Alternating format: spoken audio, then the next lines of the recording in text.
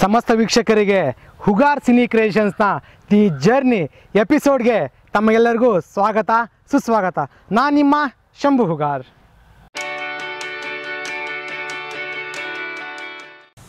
ನಾನು ಇವತ್ತು ನಿಮ್ಮನ್ನು ಯಾವ ಸ್ಥಳಕ್ಕೆ ಕರ್ಕೊಂಡು ಹೋಗ್ತಾ ಇದ್ದೀನಿ ಅಂತ ಯೋಚನೆ ಮಾಡ್ತಾ ಇದ್ದೀರಾ? ಅದೇ ರಾಮಗಿರಿ ಕ್ಷೇತ್ರ, ರಾಮನಗರದ ರಾಮದೇವರ ಬೆಟ್ಟ.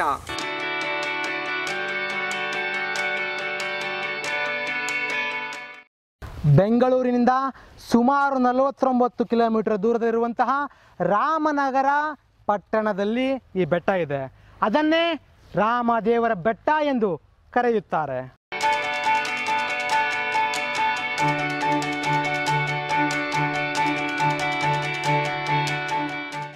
ರಾಮದೇವರ ಬೆಟ್ಟದಲ್ಲಿ ಶಿವನ ಹಾಗೂ ಹನುಮಂತನ ದೇವಾಲಯವನ್ನು ಒಳಗೊಂಡಂತೆ ಒಂದು ಗುಹೆ ಇರುವ ಉಲ್ಲೇಖವಿದೆ. ಹಾಗೂ ಈ ಬೆಟ್ಟಕ್ಕೆ ರಣಹದ್ದಿನ ಬೆಟ್ಟವೆಂದು ಕರೆಯುವುದುಂಟು.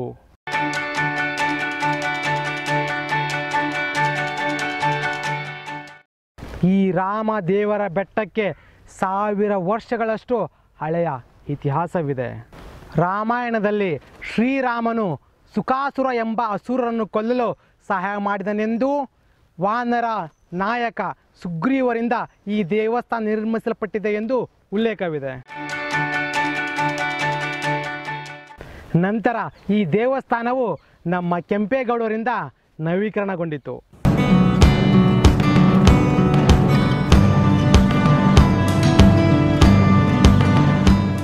ನಮ್ಮ ಜೊತೆ ಪಯಣಕ್ಕೆ ನೀವು ತಯಾರಿದ್ದೀರಾ? ಬನ್ನಿ, ಹಾಗಾದರೆ 380 ಮೆಟ್ಟಿಲನ್ನು ಹತ್ತಿ ಮೇಲೆ ಹೋಗೋಣ.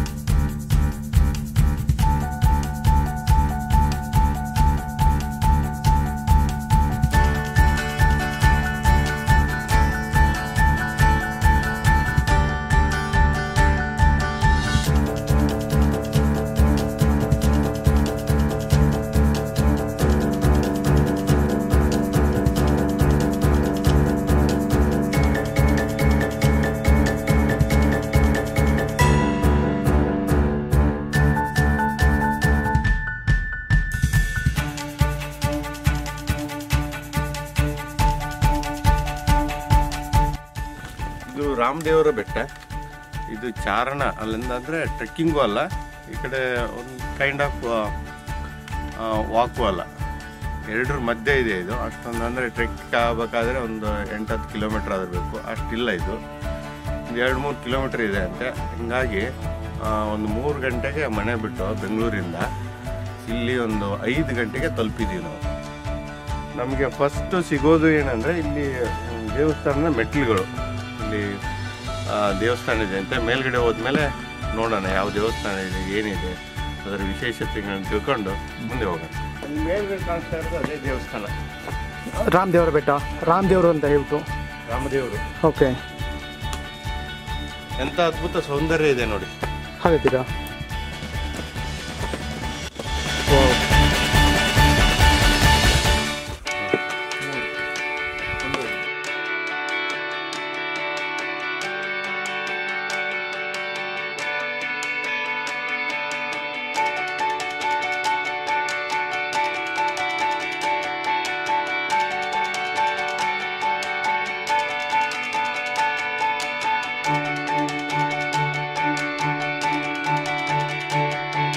ಶಿವಕುಮಾರ್ ಅವರು ಹೇಳ್ತಾ ಇದ್ದಾರೆ, ಹಾಂ ರೆಸ್ಟ್ ತಗೊಂಡು ಓಕೆ ಮುಂದಿನ ಪ್ರಯಾಣದ ಅನುಭವವನ್ನು ನಾವು ಆಲ್ಮೋಸ್ಟ್ ಅಲ್ಲಿ ಅರ್ಧ ಪ್ರಯಾಣವನ್ನು ಮುಗಿಸಿದ್ದೀವಿ. ಓಕೆ ನಾವು ಪ್ಲ್ಯಾನ್ ಮಾಡ್ದಂಗೆ next ಒಂದು ಸೂರ್ಯೋದಯ ಓಕೆ ವೆರಿ ಇಂಪಾರ್ಟೆಂಟ್. ಹೌದು ಹೌದು ಸೂರ್ಯೋದಯನ ವೀಕ್ಷಿಸೋದು ಒಂಥರ ಉಲ್ಲಾಸಕರ.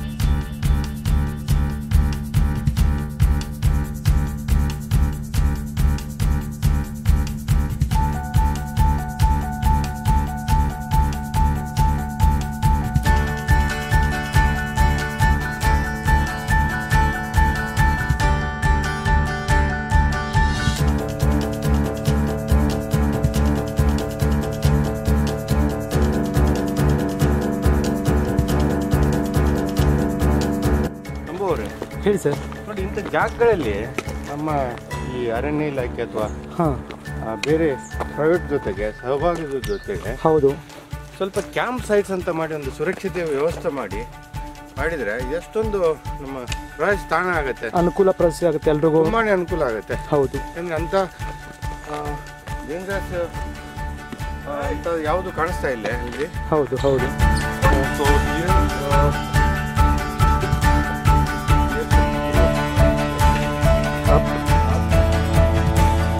ಮೆಟ್ಟಿಲುಗಳು ಸ್ವಲ್ಪ ಎತ್ತರ ಮಟ್ಟದಲ್ಲಿದೆ. ಇಂಥದ್ದೊಂದು ನಮಗೆ ಅನುಭವ ಆಗಿದೆ ಬೇರೆ ಕಡೆ. ತೊಂದರೆ ಇಲ್ಲ ಅಂತ ಅನ್ಕೊಳ್ತೀನಿ. ನಾವು ಇದೇ ಥರ ಒಂದು ರೇವಣಸಿದ್ದೇಶ್ವರ ಬೆಟ್ಟ ಅಂತ ಇದೆ, ಸೊ ಅಲ್ಲಿ ನಾವು ಟ್ರೆಕ್ಕಿಂಗ್ ಮಾಡಿದ್ವಿ. ಬನ್ನಿ ನಂಬೋರೆ. ಹಾಂ ನೀವು ಹುಷಾರು ತೋರಿ ಸರ್.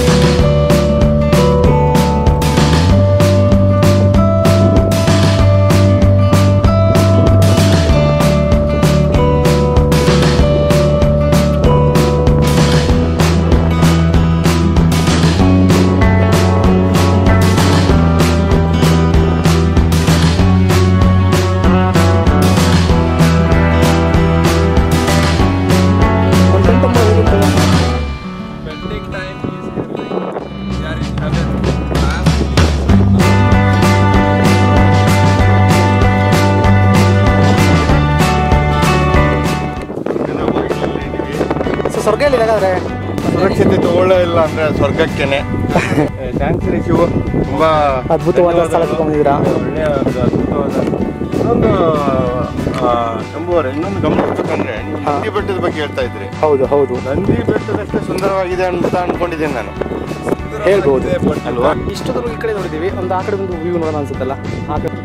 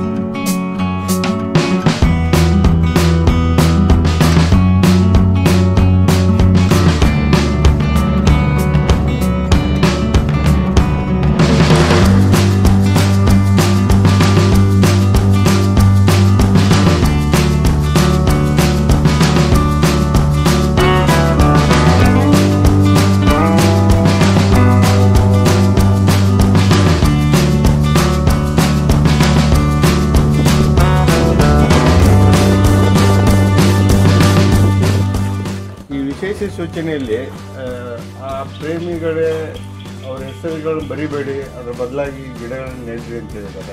ಅದು ಕೂಡ ಅದ್ರ ಮೇಲೆ ಬರೆದವ್ರೆ ಅಂತ ಭಗ್ನ ಪ್ರೇಮಿಗಳಿರ್ಬೋದು ನೋಡಿ. ನಿಜ ನಿಜ ನಿಜ ನಿಜ. ಅವ್ರ ಹೆಸರನ್ನು ಝೂಮ್ ಮಾಡೋಣ. ಈ ವಿಡಿಯೋ ನೋಡುವ ಎಲ್ಲ ಆಸಕ್ತರಿಗೂ ಈ ಥರ ಬರಿಬೇಡಿ, ಕ್ಷೇತ್ರಗಳನ್ನ ಅವು ಹೇಗಿದಾವೆ ಹಾಗೆ ಬಿಟ್ರೆ ಅವು ತಮ್ಮಷ್ಟಕ್ಕೆ ತಾವೇ ಸಂರಕ್ಷಣೆಗೊಳ್ತವೆ ಅಂತ ನಮ್ಮ ಅನಿಸಿಕೆ. ನಿಜ ನಿಜ ನಿಜ.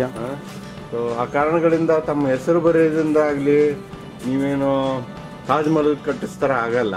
ನಿಜ ನಿಜ. ಇದ್ದದನ್ನ ಹಾಳು ಮಾಡ್ತೀರಾ.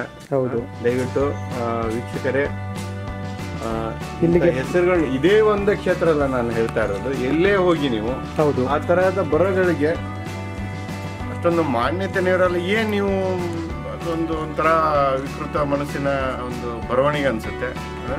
ನಿಜ. ನೋಡಿದ್ರಲ್ಲ ವೀಕ್ಷಕರೇ, ನಮ್ಮ ಈ ಪಯಣ ಹೇಗಿತ್ತು ಅಂತ.